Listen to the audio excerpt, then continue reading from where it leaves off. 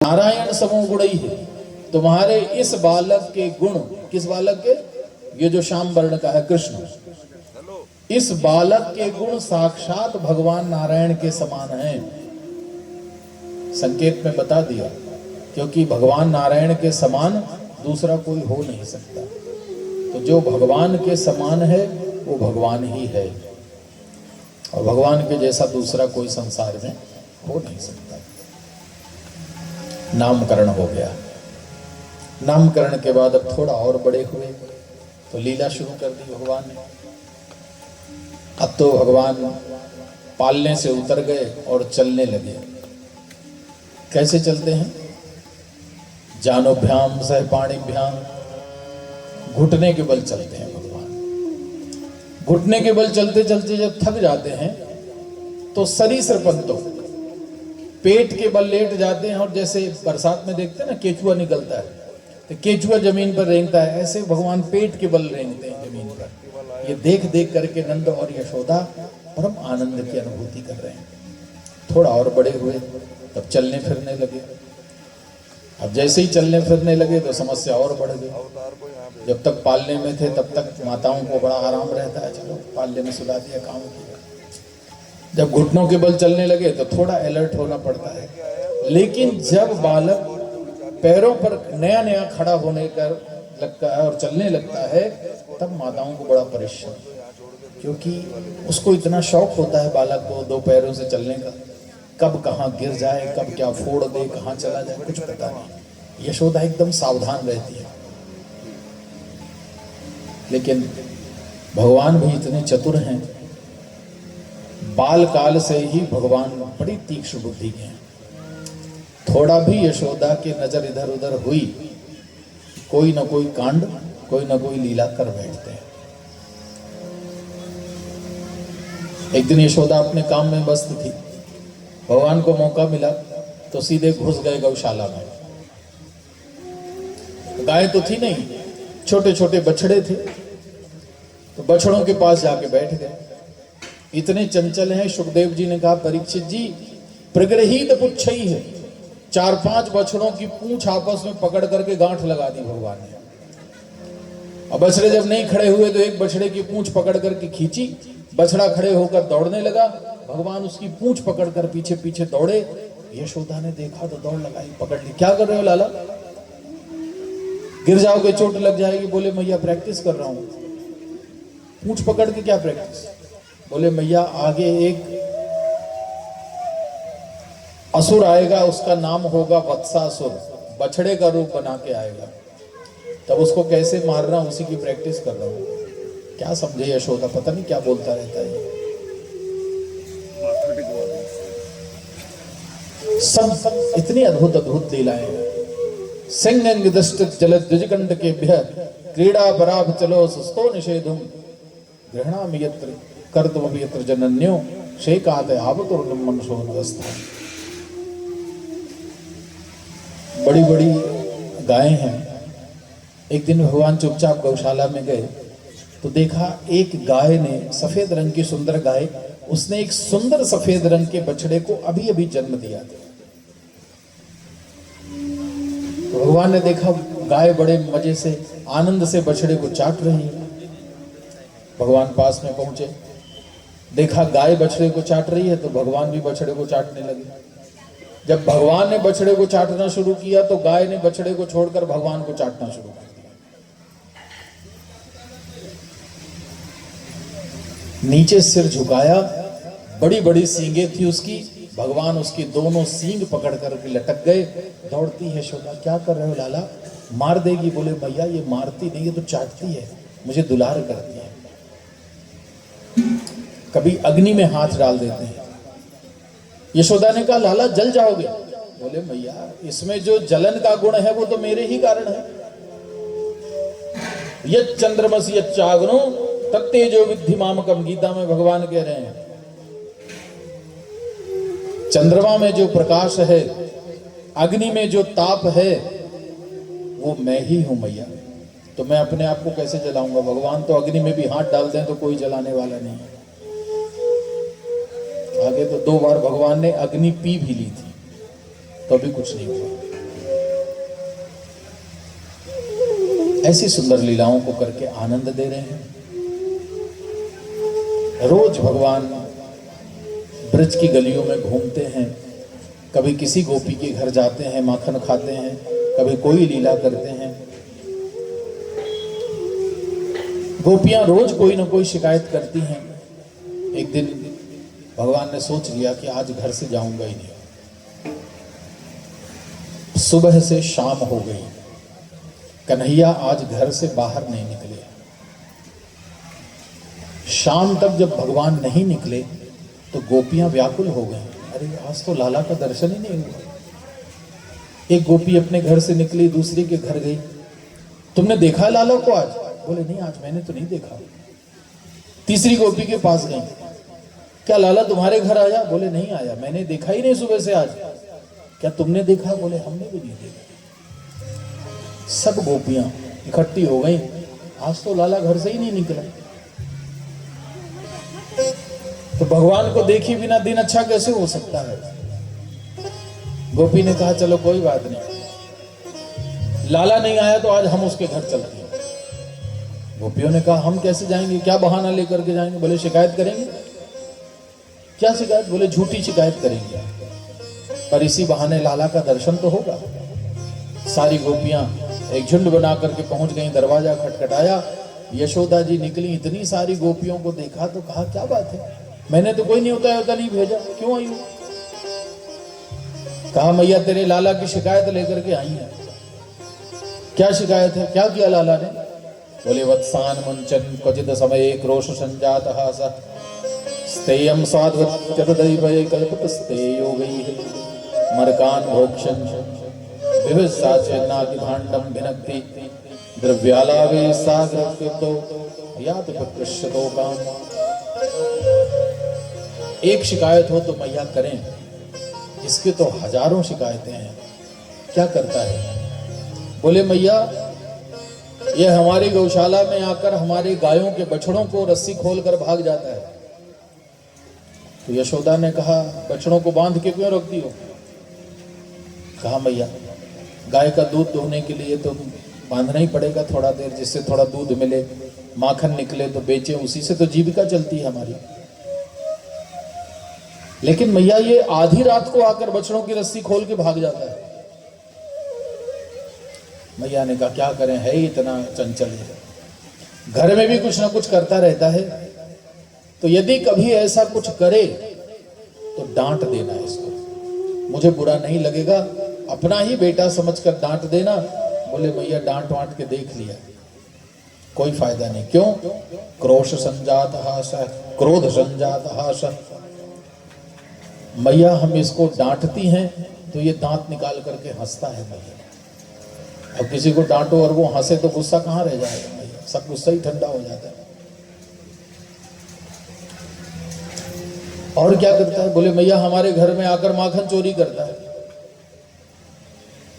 अब पकड़े जाने पर पूछो लाला माखन क्यों चोरी करके खाते हो, तुम्हारे घर में तो इतना माखन होता है, तो हमारे घर में क्यों माखन चोरी करके खाते हो? तो मैया कहता है चोरी का माल खाने में मजा ही कुछ और आता है, इसलिए चोरी करके खाता हूं।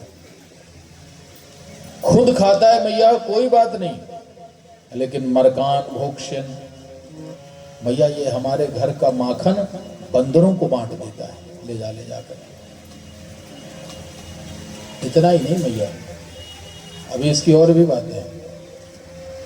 जब ये किसी घर का माखन बंदरों को देता है तो आप लोग देखते होंगे कि बंदर कोई भी चीज खाने से पहले सूंघता जरूर है, ये बंदर की आदत होती है। कुछ भी खाने के दीजिए एक बार नाक में सूंघेगा जरूर। तो मैया जिस घर का माखन बांटा, बंदर ने सूंघ करके छोड़ दिया, यदि माखन नहीं खाया तो भांडम भिनकती, उस घर के माखन की एक भी मटकी सुरक्षित नहीं रहती, सब फोड़ देता है मैया। और तो और यदि माखन कहीं छुपा दिया जाए और माखन न मिले तो उस घर की दशा बिगाड़ देता है मैया। शिकायतें रोज होती हैं, लेकिन उन शिकायतों का उद्देश्य क्या है? उन शिकायतों का उद्देश्य केवल भगवान के दर्शन करने का भाव। जब भगवान न दिखें, गोपियां चली जाती हैं, शिकायत करती हैं। अनेक प्रकार की लीलाओं के द्वारा भगवान ने सबको आनंद दिया। एकदा क्रीडमानस्ते रामत्या गोपदार का कृष्णोवर्धन भक्षितवान मात्रे निवेदन। अगली लीला, सुबह सुबह एक दिन भगवान यमुना के किनारे खेल रहे थे, मिट्टी उठाई मुंह में डाल ली। शिकायत पहुंची, मैया तेरे लाला ने मिट्टी खाई। अच्छा नहीं लगा यशोदा को। माखन चोरी की शिकायत आती थी, अवॉइड कर दे, चलो कोई बात नहीं, माखन ही तो खा रहा है, चोरी करके खाए या घर में खाए, माखन नुकसान नहीं करेगा, तो नाराज नहीं होती थी यशोदा। लेकिन जब पता चला मिट्टी खाई, मिट्टी खाना अच्छी आदत नहीं है, दोष होता है मिट्टी खाना, यशोदा क्रोध में आ गई, दरवाजे पर छड़ी लेके खड़ी हो गई। जैसे ही भगवान आए तो पकड़ा। कस्मात् मृतपदान्तात्मन् भवान भक्षितवान रह वदन्तिदावका हे दे कुमारास्ते गुलोपे। कहा, लाला हमने सुना है आज आपने एकांत में मिट्टी खाई।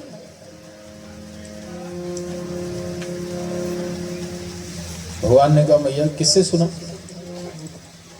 कहा, ये जो ग्वाले तेरे साथ जाते हैं इन्होंने कहा, तुम्हारा जो भाई है बलदाऊ उसने भी कहा। कहा, मैया नाहम भक्षितवानम सर्वे मिथ्या विशंसना, सब झूठ बोल रहे हैं मैया। क्यों? क्योंकि सत्यवादी हरिश्चंद्र तो मैं ही हूं मैया, मेरा नाम ही है सत्यनारायण। अब मैं ही सबसे ज्यादा सत्य बोलता हूं, बाकी तो संसार कोई सत्य बोलता ही नहीं है, क्योंकि ये संसार ही तो मिथ्या का रूप है। तो यहां तो जो बोलेगा वो मिथ्या ही बोलेगा मैया, सत्य तो केवल मैं हूं। मेरी ही बात, मेरा ही दर्शन, मेरी ही लीला सत्य है। सब मिथ्या वादन कर रहे हैं मैया, मुझे भला इतनी मिट्टी खाने की क्या जरूरत है? मेरे मुंह के अंदर सारा ब्रह्मांड समाया है, इतनी सी मिट्टी खा के क्या करूं? यशोदा ने कहा, लाला बड़ी बड़ी बातें हैं तेरी, किसी के मुंह में कभी ब्रह्मांड होता है? भैया मेरे मुंह में है। यदि सत्यस्कृत तरहि समक्षम पश्चिमे मुखम, यदि मेरे सत्य पर तुम्हें विश्वास नहीं है, मेरी सत्यवाणी पर भरोसा नहीं है, तो मेरा मुंह खुलवा करके देख लो, अपने आप सत्य पता चल जाएगा। ठीक है, यशोदा ने भी आज भाव में कह दिया, तरे ही व्याद चित्ता। ठीक है लाला, मुंह खोल करके दिखा, देखती हूँ कौन सा ब्रह्मांड है। जैसे ही यशोदा ने कहा लाला मुंह खोल करके दिखा, भगवान मुस्कुराने लगे। और सुखदेव जी कह रहे हैं, हासो जनोन माद करीच माया। भगवान के मुस्कुराने में ही सारी माया है। भगवान मुस्कुराए कि समझ लो माया फेंक दी, फैला दी माया। मुस्कुराए और यशोदा जी के पास गए और अपना मुंह खोला। अपने मुख के अंदर अपनी ऐसी माया का विस्तार कि जैसे ही यशोदा ने अंदर झांक करके देखा, सारा ब्रह्मांड कन्हैया के मुख के अंदर घूम रहा है। व्याकुल हो गई यशोदा, आंखें बंद कर ली। भगवान ने सोचा गड़बड़ हो गई, मैया को विराट रूप दिखा दिया तो अब ये मुझे भगवान मानेगी। अब भगवान मानेगी तो क्या करेगी? अलमारी में सजा देगी और आरती पूजा करने लगेगी। तो अलमारी में नहीं सजना, फिर लीला कैसे होगी? सद्यो नश्व स्मृतिर्गोपी, फिर माया फैलाई। मोबाइल में एक बटन होता है ना डिलीट करने का, एक बार बटन टच करोगे सब डिलीट हो जाता है। बस भगवान ने ऐसी माया फैलाई कि सद्यो नश्व स्मृतिर्गोपी, यशोदा की सारी स्मृति मिटा दी भगवान ने। कुछ याद ही नहीं रहा मृतभक्षण की लीला के बारे में। ऐसी अद्भुत लीला का आनंद दे रहे हैं। एक दिन यशोदा जी ने सुबह सुबह भगवान के निमित्त एक लीला करने का निश्चय किया। सुखदेव जी वर्णन कर रहे हैं, एकदा गृहदासीषु यशोदानंद गे एक बाल शिशु यशोदानंद गे मांतर नियोगासु मामंतर स्वयं मांतर नियोगासु मामंतर स्वयं।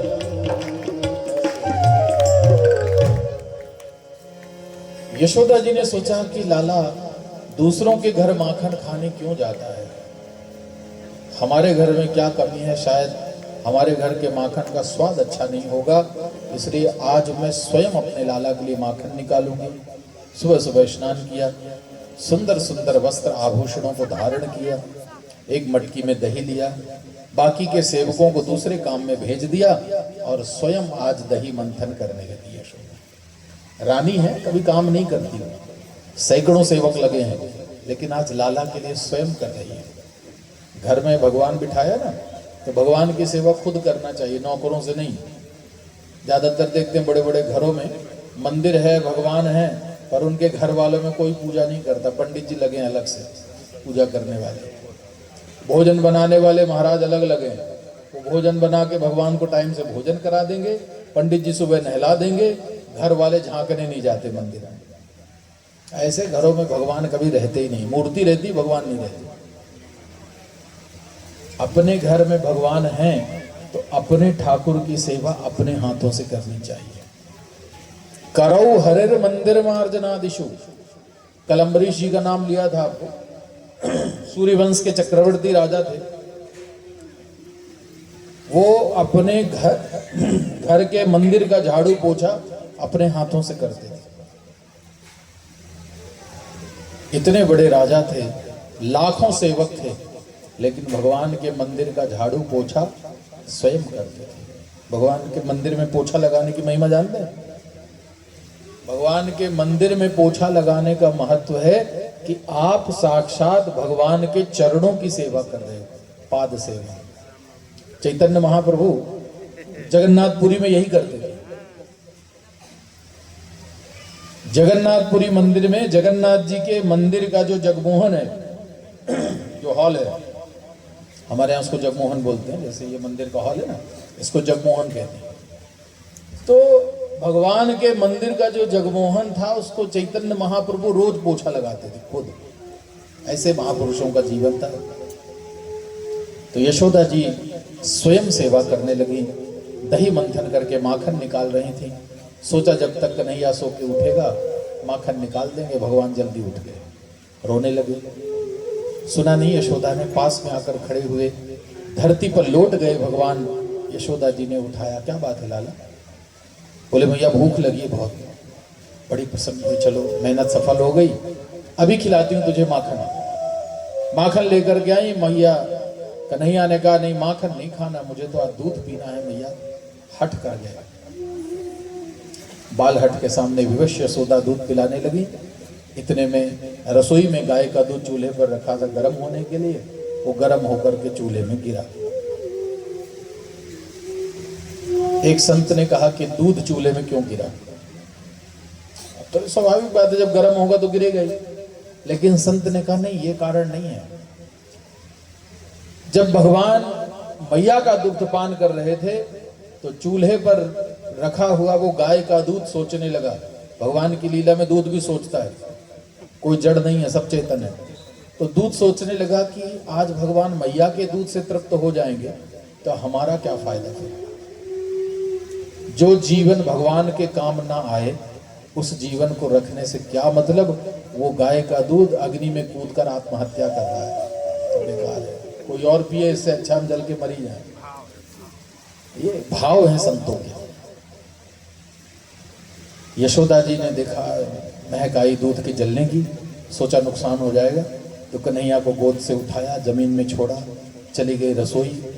भगवान ने देखा इतनी बड़ी इंसल्ट, एक तो भूखा उसमें जमीन में फेंक दिया, बदला जरूर लूंगा। घर से बाहर निकले, एक बड़ा सा पत्थर उठा लाए और जिस मटकी में यशोदा जी मंथन कर रही थी, पत्थर उठाया और उसी मटकी में पटक दिया, मटकी फूट गई। यशोदा जी ने देखा, बड़ा क्रोध आया, बड़ा शैतान हो गया ये, आज इसे दंड देना पड़ेगा। हाथ में रस्सी लिया, पकड़ने के लिए दौड़ी यशोदा। कन्हैया आगे आगे, मैया पीछे पीछे, दौड़ते दौड़ते थक गई यशोदा। कहाँ कन्हैया और कहाँ मैया। भगवान की उम्र छोटी है, यशोदा जी की उम्र भी ज़्यादा है और शरीर भी स्थूल है, थक गई। तो पकड़ में नहीं आएगा लाला। भगवान ने देखा मैया दुखी हो रही, आगले मैया पकड़ ली, झट से पकड़ लिया। लाला आज पकड़ने बस से कुछ नहीं होगा, आज तुझे बांध के रखूंगा। अच्छा, भगवान ने कहा मैया आज तक तो कोई बांध नहीं पाया, तुम बांधोगी? कैसे बांधोगी? रस्सी दिखाई, ये रस्सी से बांधोगी, चल बांध ले। उलूखल को उल्टा किया, कन्हैया को सटाकर खड़ा किया, जो रस्सी ली थी रस्सी लपेटी, गांठ लगाने की बारी आई, 2 अंगुल कम कर दिया। मैया ने सोचा ज्यादा घेरा लगा दिया, एक घेरा कम करो। रस्सी का एक घेरा कम करके फिर गांठ लगाने की कोशिश की, पर 2 अंगुल कम रस्सी। भगवान ने कहा भैया ये रस्सी पर्याप्त नहीं है, और जोड़। दूसरी रस्सी जोड़ी, गांठ नहीं लगी। तीसरी रस्सी जोड़ी, गांठ नहीं लगी। गोपियां आ गई, हंसने लगी यशोदा पर। यशोदा छोड़ दे, हमने भी बहुत कोशिश की है, लेकिन अस ललाटे विधाता बंधनम न लिखती। इसके ललाट में विधाता ने कोई बंधन लिखा ही नहीं, इसको कोई बांध नहीं सकता।